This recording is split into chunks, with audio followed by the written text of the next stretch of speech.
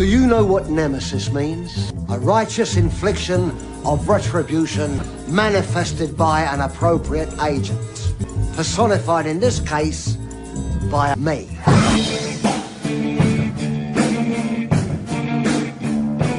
If you read the Bible, Mark, you'd know that there won't be another 1,000 years. Right now we're in the last days as foretold in the book of Revelation. The last days? You mean the coming of the apocalypse, right? The rapture. You only have to look at the signs. There are wars and rumors of wars. Now, just so the rest of us know how much time is left, when is the rapture supposed to hit? Exactly. Is it midnight New Year's Eve? That's right.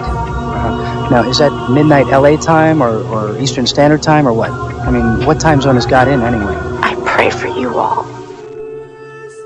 The world ended. Didn't you get the memo?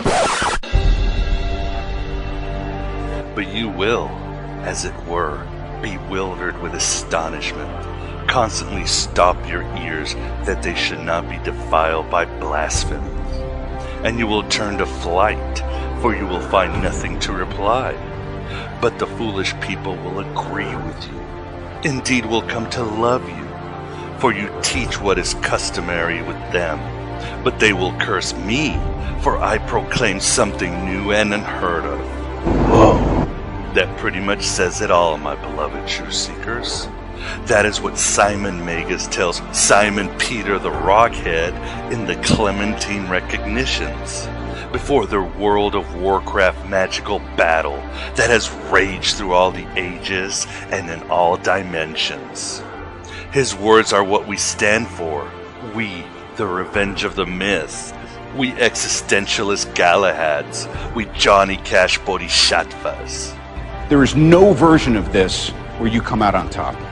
In his poem, Mythopoeia, I think J.R.R. Tolkien summed it up best when he wrote, "Blessed are the legend makers, with the rhyme of things not found in recorded time." And thus we legend makers stand in the battlefields of the True Seeker warriors, alongside Simon Magus, also known as Faustus, the Great Power, or sometimes just St. Paul. We are here to unleash the tempestuous plasma of truth upon the hordes of hell with their expensive suits, splendid smiles, and tablets of law. Before this battle is over, the world will know that few stood against many. A fiery, poetic truth that will moreover cauterize layers of dead emotional scar tissue and calluses of narcissistic complacency so many people are suffering from, caused by the wounds of the neon god we all made, the collective egregore of that safety in numbers fallacy. Like the second treatise of the great Seth tells us, and the senseless and blind ones are always senseless, always being slaves of law and earthly fear. You were taught not to cry. You were taught to conceal pain. Their whole society was set up to try and strip you of individual identity. And this truth, or more like truths, take the form and are like a diamond tip, a teardrop of Hagia Sophia, multifaceted in the sense we may not all agree on its exact light spectrum, but do agree, standing apart but rising together, that it must drill deep into glaciers of frigid social-political and religious systems. For the keys of Gnosis the Pharisees have hidden, as the Gospel of Thomas says so well. Open your eyes. Like Simon Magus, the time has come for us to remember, speak and live these arcane, contraband, and diamond-sharp truths. These things new and unheard of that are nothing but the knowledge of the heart of the Valentinians, locked inside for so many centuries, inside Pandora boxes of thou shalt not and trust me just one more time. We're done, sackless. We're through with what is customary. Find other frogs to boil slowly in other galaxies. We have begun the Gnostic revolution in the name of Hypatia of Alexandria. Unlike me, many of you have accepted the situation of your imprisonment and will die here like rotten cabbages. I am not a number. I am a free man. There is little choice these days, or else we shall permanently become lobotomized Stepford wives, or perfumed eunuchs, gelded of our individuality, eternally whored in the brothel houses, posing as respectable institutions. Like George Orwell once said, in times of universal deceit, speaking the truth is a revolutionary act. The deceit is certainly universal now, isn't it? More than ever, said the Joker to the thief. And the Gnostic truths, those things new and unheard of, are more relevant than ever in a civilization that is eerily parallel to the existentialist but mystical, nihilistic but virtuous, brutal but free-thinking times of the Roman Empire. Marcus Aurelius had a dream that was Rome, Proximo. This is not it. This is not it. And we know what happened to Rome. And we know the empire never ended. The holograms over the collective unconscious just shifts like the sands of our fading dreams. And those clouds in our coffee. We take our stand because, well, let me quote Tolkien again, who said that we legend makers are, quote, free captives undermining shadowy bars, digging the foreknown from experience, and panning the vein of spirit out of sense. As long as the Matrix exists, the human race will never be free. So are you ready to unleash your divine Pokemon? Lash out at an insane world that would take away Sea-Lab and Firefly off the air and, okay, forget that imagery. Save it for Queen Doublepopulous. No, better. Are you ready to follow your bliss, live for your bliss, and ultimately die for your bliss? Are you ready to not take prisoners but liberate them? To wit, just start by writing your own gospel and living your own myth. The rest is a footnote as you stick your foot up the ass of Jehovah. Slugs! He created slugs. Are we not in the hands of a lunatic? So welcome with kindness and love to Aeon Byte Gnostic Radio, broadcast from the virtual Alexandria through the GodAboveGod.com. I am Abraxas, in his mortal incarnation of Miguel Connor, a voice in the wilderness crying out 1,000 blasphemous gospels, preaching the Torah of political incorrectness and firebrand theology. You sit on a throne of lies. On this September 15th, the year of our Demiurge 2012, scant months before the Mayan apocalypse arrives and hopefully wipes out all the New Agers, we will be discussing the apocalypse, but through a Jungian perspective. We are honored again by the erudite and insightful Robertson. This revolution discussing his book, At the End of Time, Prophecy and Revelation, a Spiritual Paradigm.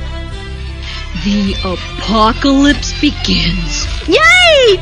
Robin joined us on Aeon Byte number 157, Alchemy and Chaos Theory, where he discusses his foundational book, Indra's Net. For almost 2,000 years, the revelation of John has both fascinated and terrified humanity. So far, its prophecies have not ushered the end of the world, although the ancient Gnostics would disagree and claim that the end of the world already happened. Humanity is just the trauma waves of a dying God, attempting to resurrect from the pit of ignorance and back to the New Jerusalem of non-dual being. In any event, or end-time event, the revelation of John, when viewed through Jungian Gnosis, reveals a mythic voyage into imaginal realms of symbol and archetype. It is a vast dreamworld, exposing the architecture of the soul and its journey. We enter the apocalypse, not just of John, but other religions, in order to discover liberating truths, as well as find timeless answers that bring unification with the collective unconscious. What do you mean, biblical? What he means is Old Testament, Mr. Mayor. Real wrath of God type stuff. Exactly. Fire and brimstone coming down from the skies. Rivers and seas boiling. 40 years of darkness, earthquakes, volcanoes. The dead rising from the grave. Human sacrifice, dogs and cats living together. Mass hysteria. I certainly enjoyed At the End of Time, my beloved Truth Seekers. Robin surrounds the esoteric flavors of the Revelation of John with delicious, consciousness-expanding side dishes. It includes alchemy, Hopi mythology, Jung's answer to Job, and the 7 sermons to the dead, chaos theory, the I Ching, dream therapy, and much more. You will get a good taste in our interview, but I assure you that you will find an extra ingredient to your gnosis in At the End of Time, or your soul back guarantee. And I, for one, welcome our new insect overlords. I love the smell of napalm in the morning. And we have certainly dealt with the apocalypse and end-time prophecy on Aeon, Byte, Gnostic Radio.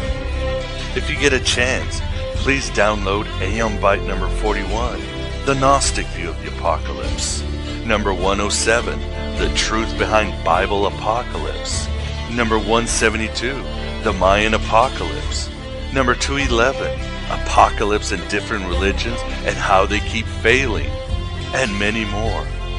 I also discuss in most of them how the Gnostics approach end-time prophecy, but I can't now because Armageddon has been copyrighted by Starbucks and Apple. It's coming soon to a strip mall near you with free wormwood lattes and an Instagram picture of the Whore of Babylon's dinner. Yes, it's the end of the world as we know it, and I feel commercialized, my beloved Truth Seekers. When deep space exploration ramps up, it'll be the corporations that name everything. The IBM Stellar Sphere, the Microsoft Galaxy, Planet Starbucks. Beyond going to steal more money to buy these shows from your grandmother's purse, along with your weekly crack allowance, donations or any type of assistance are always a blessing, even if it's the many skills I don't have.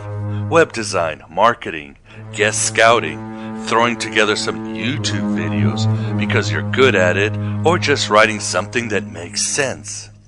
Your support is essential for Aeon Byte Gnostic Radio.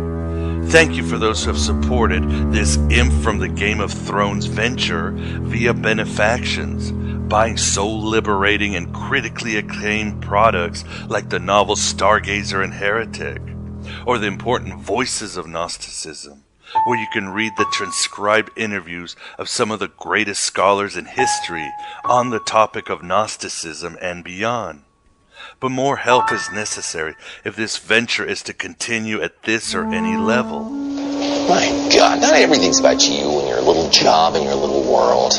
If everyone simply donates a shekel or two, or buys a show every week, I can break even and maybe begin production of the Aeon Byte movie, tentatively called the Aeon Byte Movie, with Matthew Modine playing Yours Falsely, Ron Perlman and his lovely Jaws playing Abraxas, Christina Ricci and her heavenly forehead playing Sophia, and every judge on every reality talent television show playing the Archons that will be tossed into the lake of fire from the Revelation of John.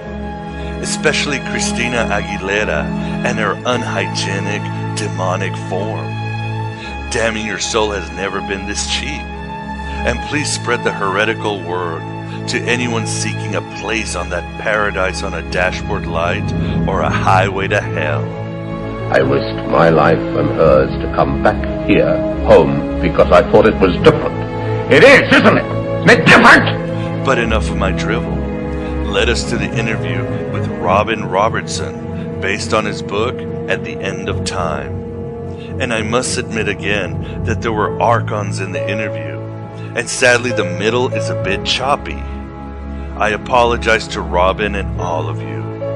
I know it's not my software or the internet connection, so it looks like my computer is going through its own Armageddon. And it looks like I might have to take a sabbatical until I correct this.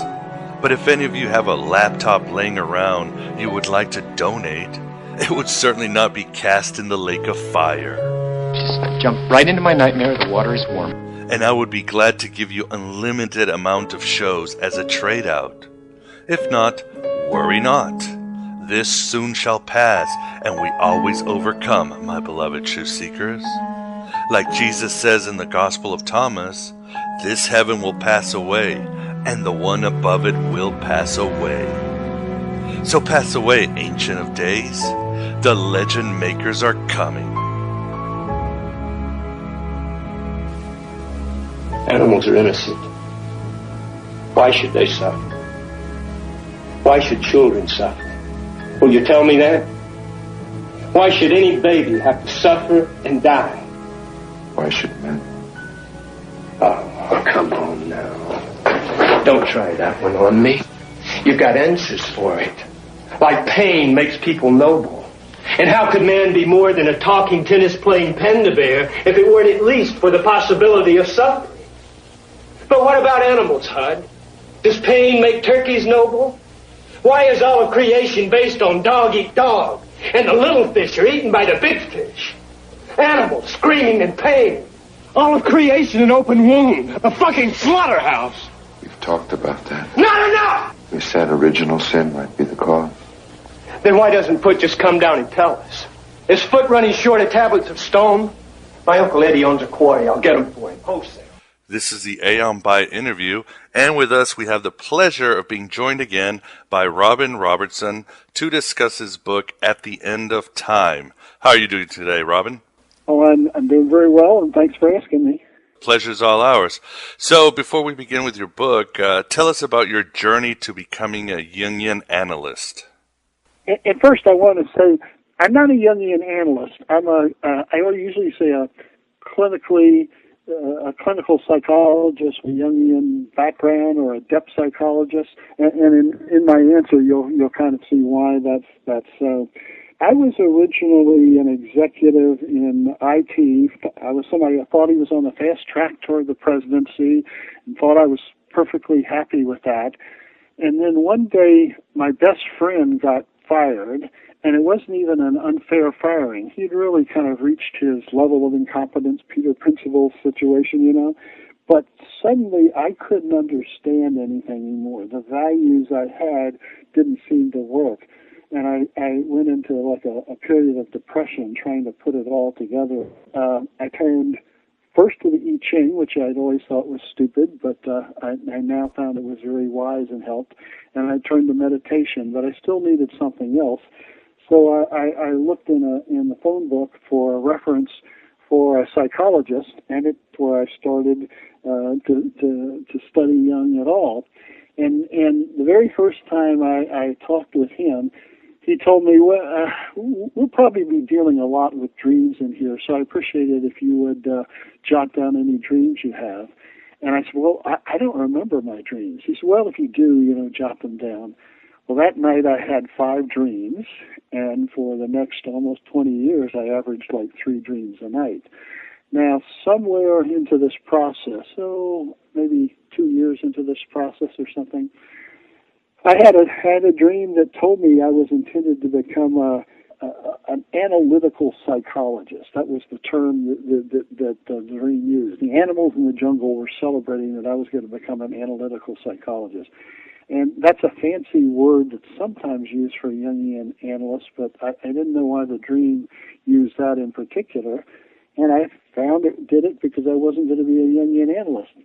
Now, I realize this takes a little while. Bear with me. It won't go on much longer. Then maybe, less than a year before I finished up my doctoral work, I suddenly, again, knew from the unconscious. It wasn't explicit like a dream, but I just knew I couldn't take money for helping people heal. Now, here's a great thing. I'd left my profession. Now I still wasn't even at the new one, and there'd be no money at the end of that. But I knew that was the right thing to do. And I also knew that being a Jungian analyst per se, that definition was too confining. Jung was still there for me as a sinner, but to put into the structure of a Jungian analyst, that wouldn't work. And so, eventually, life took care of me. I had other ways to pay the bills where I didn't have to work much, and yet I could see patients and never charge them, and write books and go my own direction. All because I followed what the unconscious was telling me to do.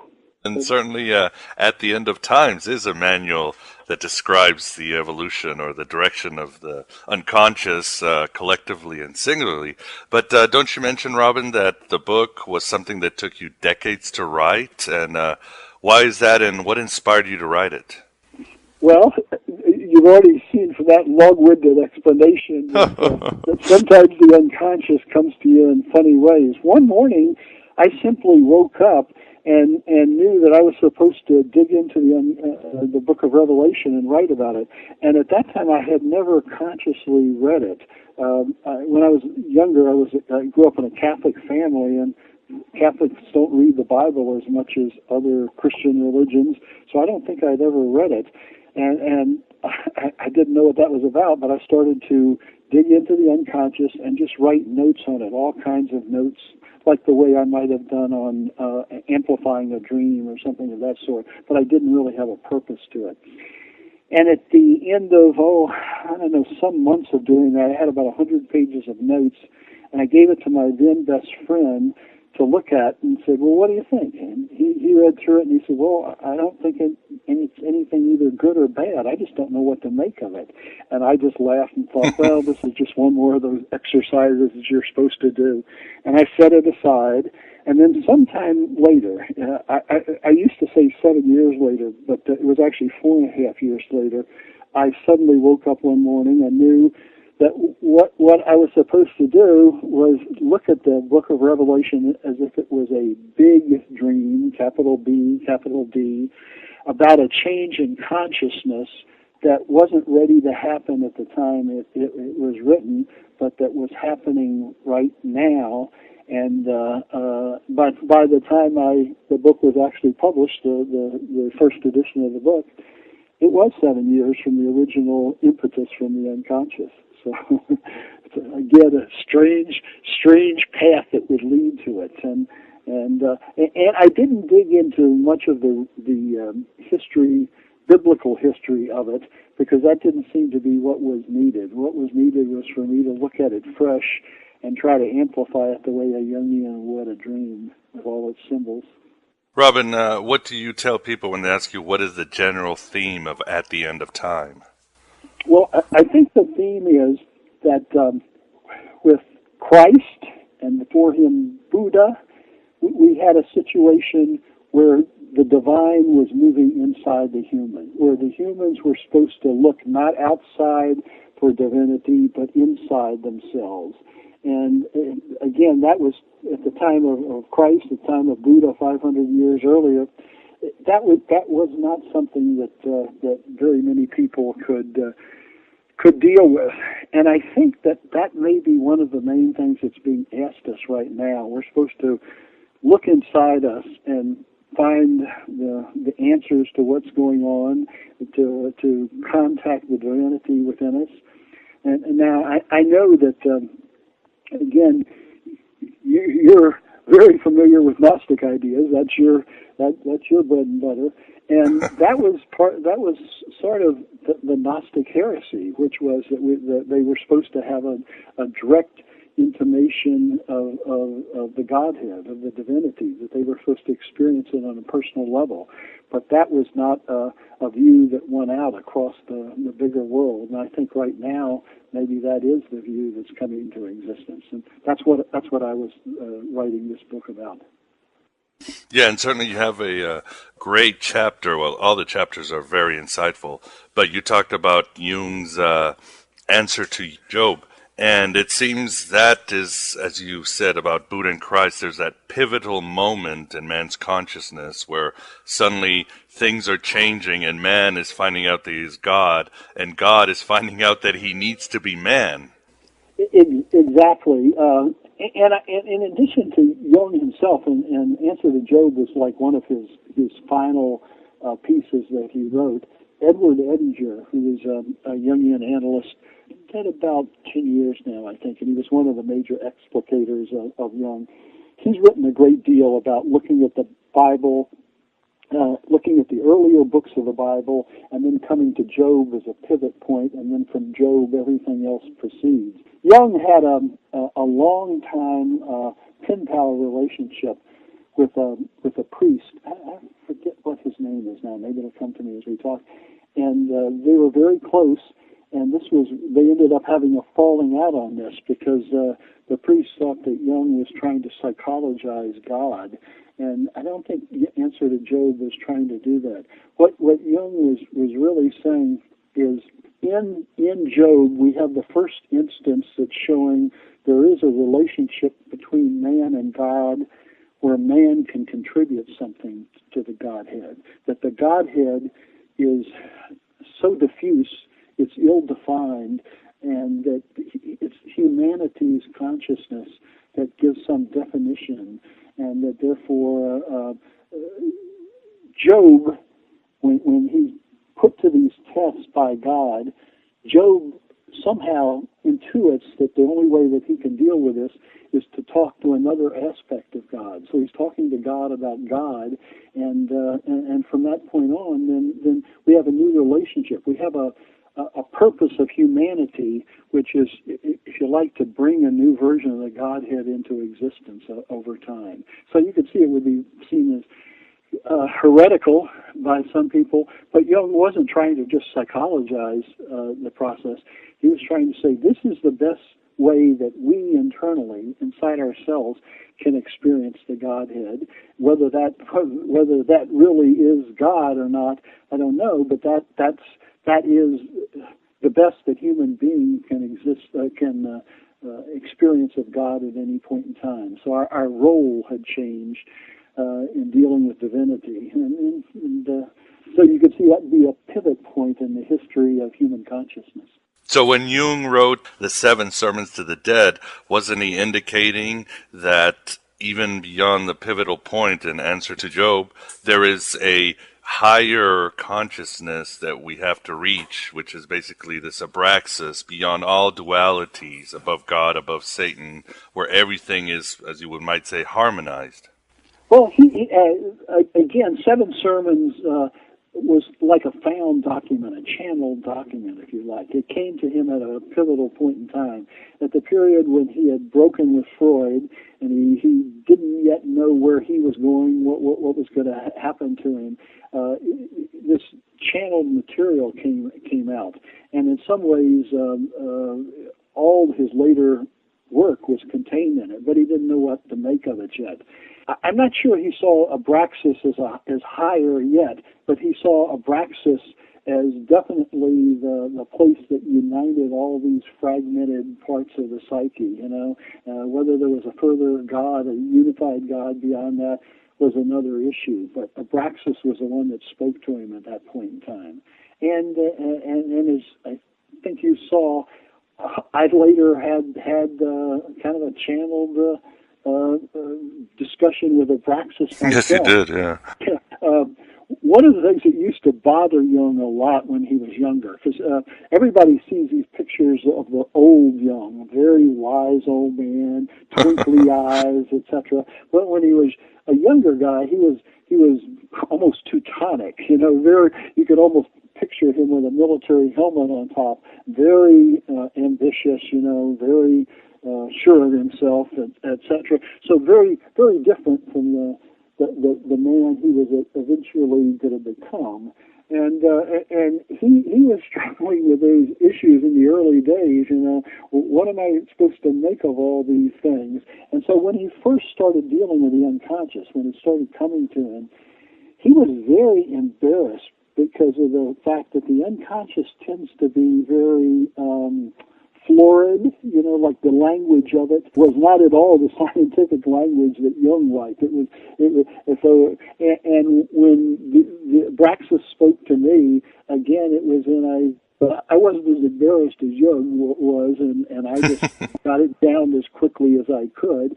And periodically I turned back to it again and looked to it for wisdom, and I haven't to this point yet been able to sit there and say, well, this means this and that means that, but it seems wise to me, so I keep going back to it. And something that should be mentioned, Robin, is that your book just doesn't deal with the apocalypse of John or the revelation of John, but you bring in other faiths, other mythologies, and one of the very fascinating ones you shed light to is the Hopi Indians. Could you explain a little bit about their mythology and how it gives a deeper perspective on the unconscious and end-time literature in general? One of the reasons I brought that in is because I thought some of their ideas, their mythologies about the future were explicitly linked to changes of consciousness. You know, the book of Revelation, it doesn't give us a lot of hints what it's talking about. You know, a lot of people take it explicitly, and etc. But the Hopi, they're a very isolated culture. They've lived longer in America in a single community than any other group in the world, in the United States. And they have a different view of their origins and how they came to where they are. Anthropologists traditionally think that all American Indians were Mongolian tribes and came over the Bering Straits and moved downward into where, say, the Hopis would be now in Arizona. They have a different history. Their history was instead that they were on ships, that they went down to the tip of South America and then came up again and eventually arrived where they were. And because of that, the Hopis and the Mayans are both able to read the glyphs that the petroglyphs that are on rocks. They can read the petroglyphs of the other culture, so they can read the Mayans, and the Mayans can read the Hopis. And of course, each one of them has a view that they were the primary one, and Hopis definitely have that view. They view the Mayans as ones that simply didn't finish all of the journeys that they were supposed to complete.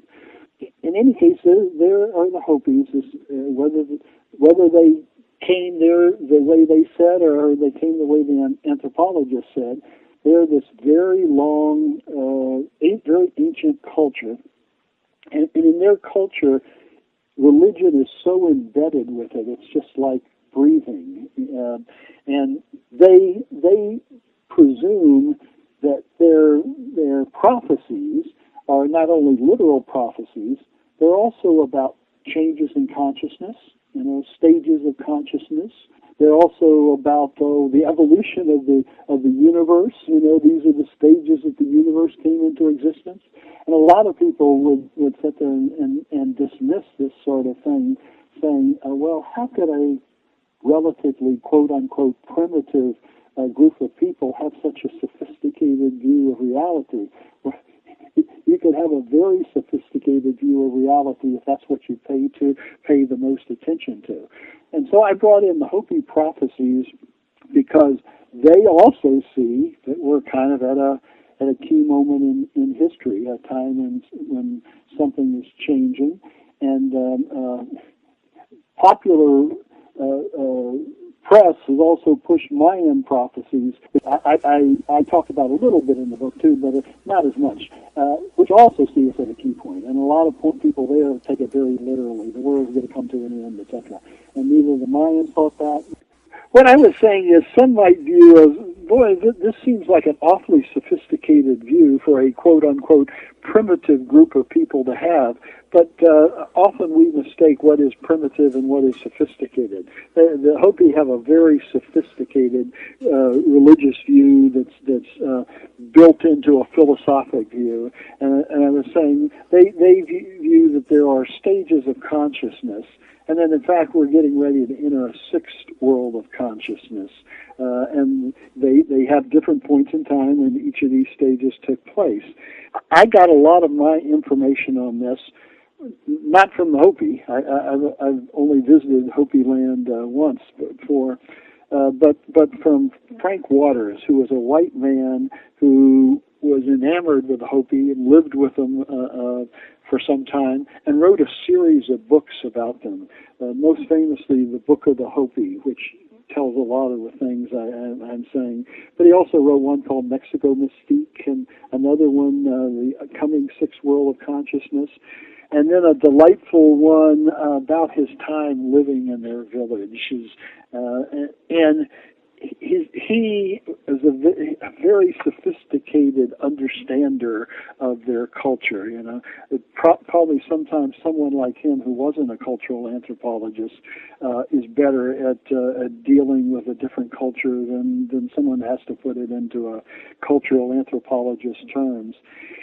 And he studied these worlds of consciousness and their stages, how they corresponded to different stages of the development of the universe.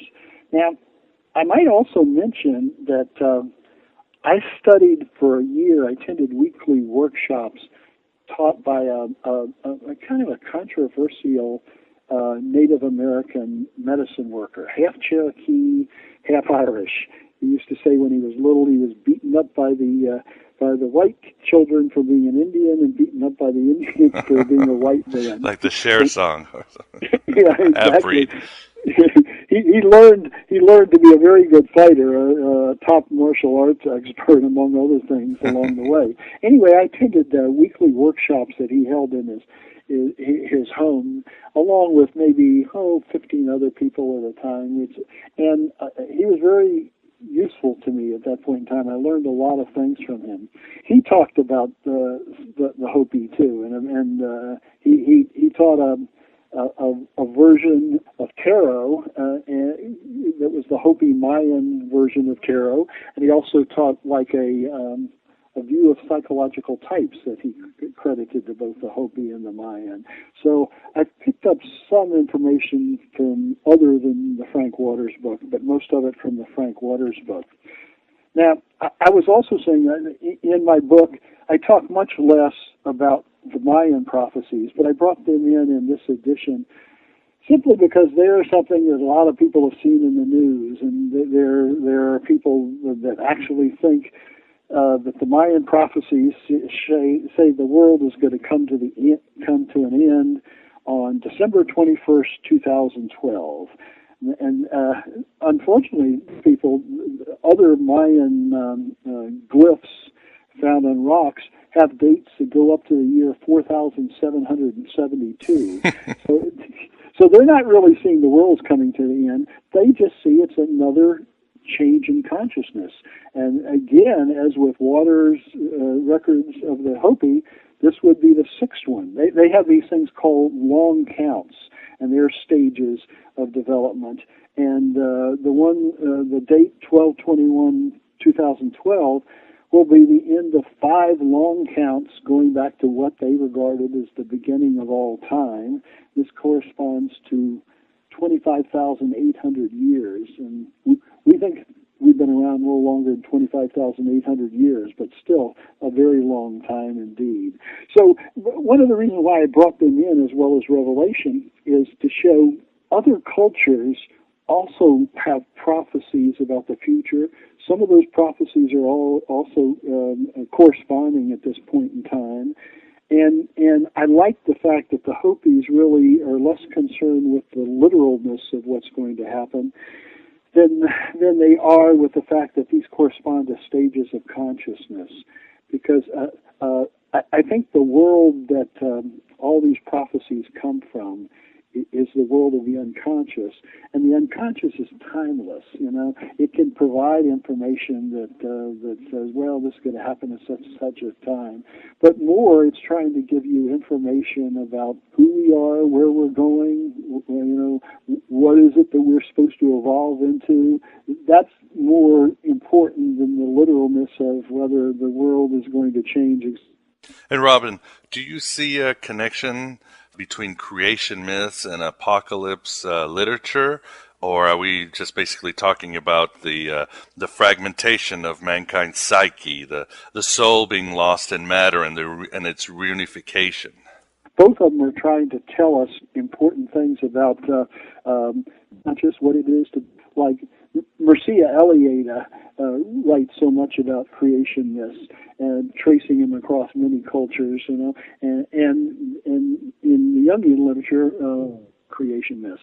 And she thinks that they are dealing with the creation of consciousness. Recording in one way or another is the creation of consciousness. When I wrote Indra's Net, which I think we talked about once before, one of the things I came to that for was that I was shocked to find that in Alchemy, which took place from the darkness, from the Negredo they called it, into light, as we find in contemporary science, in chaos theory. So I think both creation myths and these mythologies and are also are talking about changes in consciousness in one sort or another. In my book on Revelation, well before I came to actually writing the book, in this period when I was working as a therapist to be, learning my trade at a halfway home for severely disturbed young adults, I found a number of the patients were having apocalyptic dreams, and usually a more normal patient, and they have apocalyptic dreams, what it means is that there's good represented as kind of an apocalypse. But in these cases, they weren't going to change. They were stuck in a stage where they were going to be, unfortunately, for most of their life. So I wondered why they were having apocalyptic dreams, and I theorized then that it's taking place in the global consciousness, not just in their individual consciousness. You write also in your book a fascinating concept, or perhaps spiritual exercise, called going into the labyrinth, or I think you mentioned it, finding your Tao. Could you tell the listener about it? People would see me when I give workshops and lectures and all. They get used to the fact that I tell lots of convoluted. Hopefully they have a point, but other than that I'm long-winded, nearly disturbed patients in halfway home. One time I was dealing with a schizophrenic patient at all. He was just sitting there kind of rocking to himself. And I found myself spontaneously starting to rock my body, move my body the same way his was moving. I didn't think about this consciously. I just did it, and until after a while, he and I were in sync. We were moving at the same time, and at that point in time, I started to slow down my movements, and so did he. His movements slowed down too. Again, without him, being aware of it. He was just in sync with me. And at the moment when finally we slowed down totally, he went into trance, and at that moment I suddenly burst into tears. And this is a very strange feeling because I knew they weren't my tears. So I was a little afraid of this. What is going on here? So the next time, some worker that I was going to his classes, I asked him, and he said, no, that was all right. And in fact, he went inside himself, kind of closed his eyes and went inside, something inside him. And I asked him what he called this process. He called it going into the maze. And the maze was dropping into some place that was not in our normal consciousness, but into, let's say, a paranormal consciousness, dropping into the place, say, that all sensitives and almost always when they talk about this, they talk about its reality. I've been working for some time now on a book on divination. Don't know when it'll be done, but I've been working on it. And probably the most famous psychic of the 20th century, Eileen Garrett. She had spirits or other beings that she channeled, but she didn't know if they really existed or they were a part of her psyche. Over time, she came to believe that it was neither one nor the other. It was neither as simple as these were actual beings, nor they were just parts of herself. It was more like a different level of reality, if you like, And Eileen Garrett was accessing her information as a woman, and she said it was just a different way of perceiving reality, where you didn't turn out to the particulars in the outer world. You just inside yourself and saw things differently. So I learned to do that kind of myself, and prepared myself for that in the past. when I was 6 years old, I had polio. Not the worst kind of polio, but still I was in the hospital for a while. And I was cured using a method they call the Sister Kinney method, pressing against a resistance.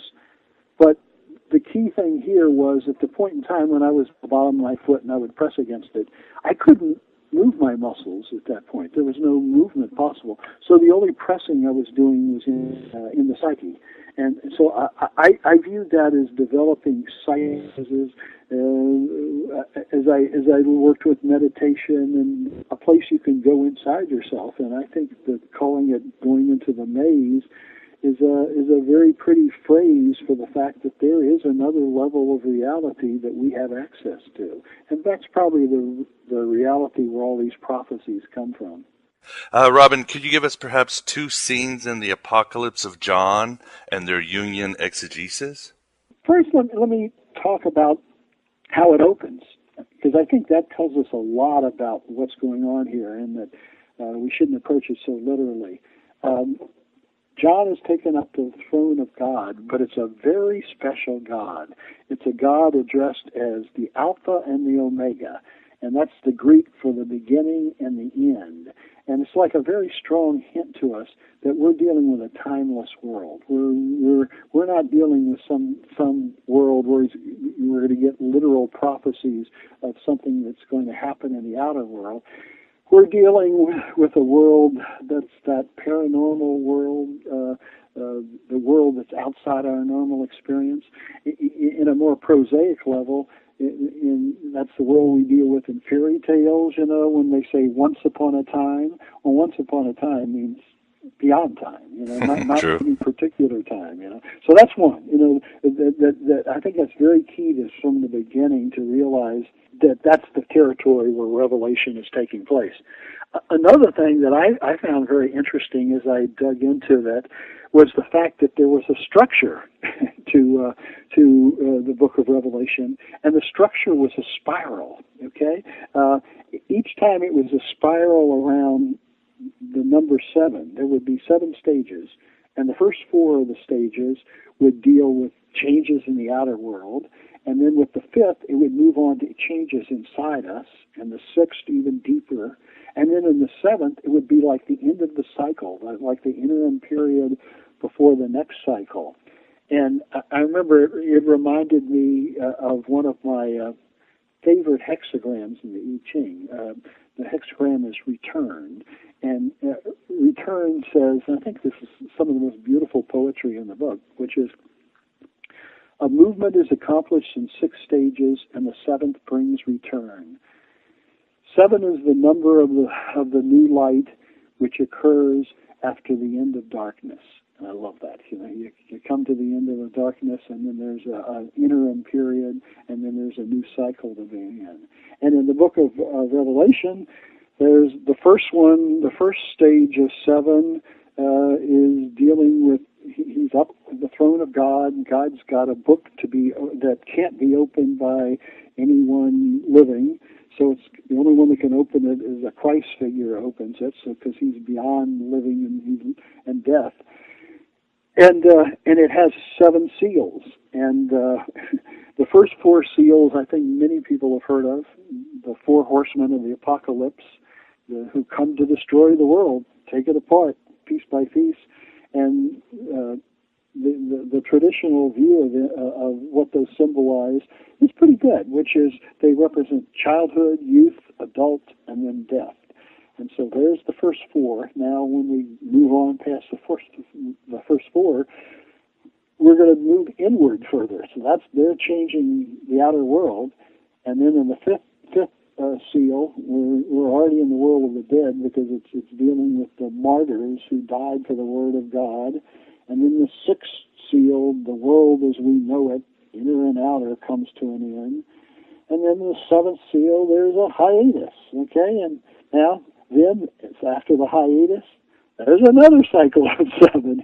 And this cycle begins with 7 angels with 7 trumpets, etc. And I won't go into them more, but it does exactly the same. As if the book is saying, I'm going to have to teach you these lessons over and over, because they're difficult lessons.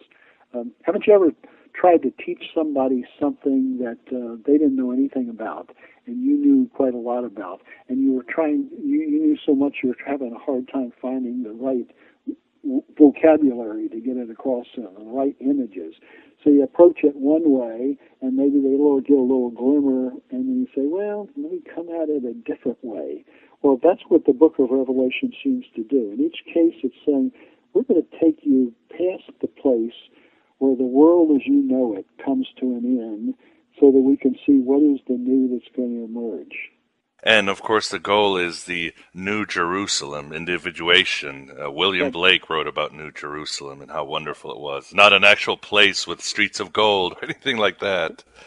Oh, and I love Blake. Sometime we'll have to chat about Blake soon. I have a personal anecdote, an arrogant anecdote. When I was in grad school in English literature many years ago, I was in a class where we were dealing with Romantic literature, and the teacher brought up Blake. And he didn't really understand Blake very well, which made me angry. The young Robin got very angry. This guy didn't understand Blake. And he was teaching the songs of innocence and songs of experience without realizing that the two connected, that you couldn't read the innocence without the experience, and vice versa. The simple child was also connected to the tiger on the other side, and he got mad at me and said, well, do you think you could teach us better? And I said, of course I can. And he stalked out of the room, and I taught the rest of the class, which was fine for the moment, but a bit later when I tried to get in grad school there, I had a lot of enemies. Yeah, I don't doubt it. But Blake is worth having enemies over. Blake is great, and Blake grew up in a family where they were all Swedenborgians, and so they were already connected to that world of prophecies and the world that is outside the world of time, And as I say, that's a topic for another time. I love Blake. Oh yes, very much. So basically, once we go through the stages of the revelation of John, we can get ready to simply start again with Genesis. That's a brilliant insight. I hadn't made that insight myself. I think you're right. You're also asking about creation myths and apocalyptic literature at the same. Yes, at some stage we get all the way through the end there, and there's a New Jerusalem, and I interpreted the New Jerusalem as, when the divinity moves inside us and we recognize the divine inside. Well, you're right, that's a new Genesis. Well, it's not something we want to, it's hard to accept because here in the West, unlike the Hopi Indians and others, everything is linear. We don't want to accept the cyclical nature of creation, even though that's how the ancients saw everything. That's right, I agree totally. And, I probably there should have been an afterword to that book, but I'd gone as far as I knew how to do at that time. But I agree with you totally, that you get to the end and something is ready new to come in, and that's a new beginning. All again, you're cycling through something new. But in fact, there's one of the images in Jungian psychology that's a very good one. Is the circumambulatio of the self. And I think I've said before, my wife always starts giggling when I use those words like circumambulatio or whatever like that. There's a lot of them from alchemical literature. And the idea, Jung thought that there was a self with a capital S. That was the word he used for what we were supposed to be, the divinity that we had within, not literally God, but as close as we could come to experiencing the divine. He called the self. And at any point in time, the self knows what it is that we're supposed to be, where we're supposed to get to. In recent times, to really reduce it too much, I started thinking of it kind of like a GPS device. A GPS device, if you put in the destination you want to go to, it tells you.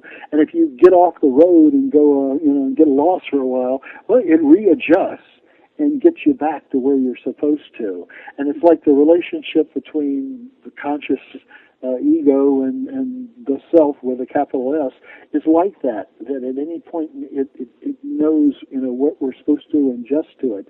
And the image of the circumambulatio of the self is, imagine like the self like a pole sticking right up, from to make it into just a three-dimensional thing. And our process is a spiral around it. And as we go around the spiral, we get closer and closer to it. And also, as we go around the spiral, we keep coming back to the same issues again, but at a different level where we've learned more. It's like we don't change our essential self over time. As Wordsworth said, "The child is father of the man." We are who we are, but hopefully we get a little wiser along the way, so that when we approach it each time, we approach the same issues with asking different questions about it, a little wiser. And so that's the circumambulatio of the self.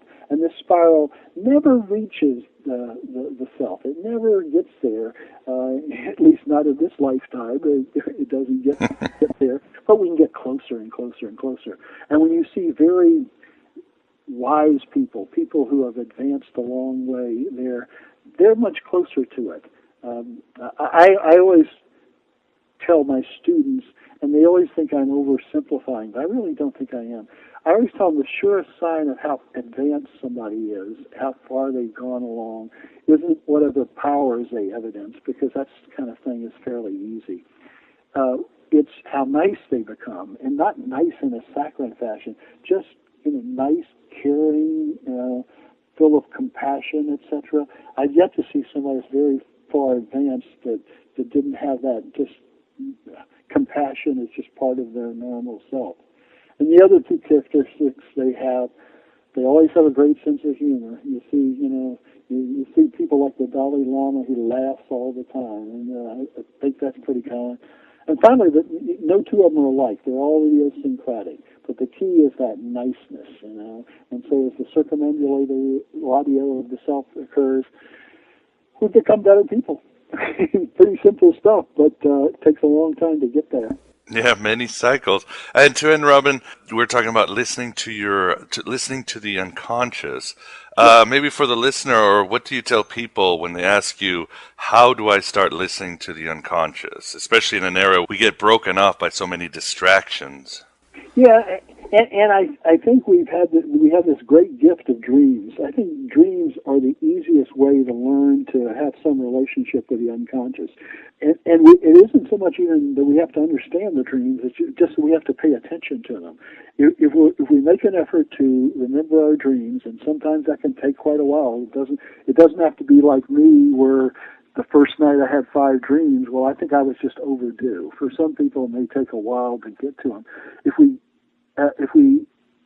remember our dreams and then we record them, that's the second fact. We otherwise we kind of lose them. We have to go back to them and chew over them again.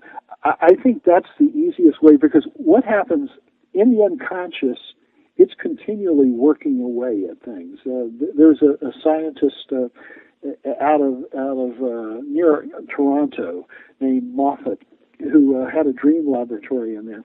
And he studied dreams at a level of taking them seriously, which most dream researchers don't. They just look at ways of measuring it. Well, he measured it, but he also took them seriously. And he found that as opposed to just dreaming during rapid eye movement, REM sleep, we're dreaming all the time. And it hadn't been noticed because the dreams in rapid eye movement stage are a little more structured. They're more like little plays, but there's dreams going on all the time. And then one of his graduate students, who is herself a professor now, she studied it during the day, and it appeared something like dreams are going on even during the day all the time. So all the time something's working away inside us, and I doubt that it's meaningless. I think that it's sitting there trying to resolve issues, trying to push us into the future. Well, once we look at the dreams and record them, well, we now have a relationship between consciousness and the unconscious. We've started a dialogue, and it speeds up what happens in the unconscious. And I kept this up for many years. As I said, I had an average of like 3 dreams a night for 20 years. Now at this stage of my life, I rarely have to remember dreams. Maybe, once a month. Sometimes months will go by and then I'll have 3 in a row or something like that I remember. And it's not that I'm not dreaming. It's just not necessary for me to be aware of it, because at some point, kind of a quiet voice went on inside me, and it kind of told me when I was in sync and when I wasn't. So I think working with dreams is my first suggestion, is to do that. Helps to meditate, and it helps to have any kind of a structure that helps that. But some of the structures are too rigid. That's why I keep coming back to dreams, because it's like they can teach you what you need to know all by themselves. Well, very well said, Robin, and I think that's all the time we have today. I'd like to thank you very much for coming on Aeon Byte and discussing your very insightful book, At the End of Time. Well, thank you very much for having me. I always enjoy talking with you.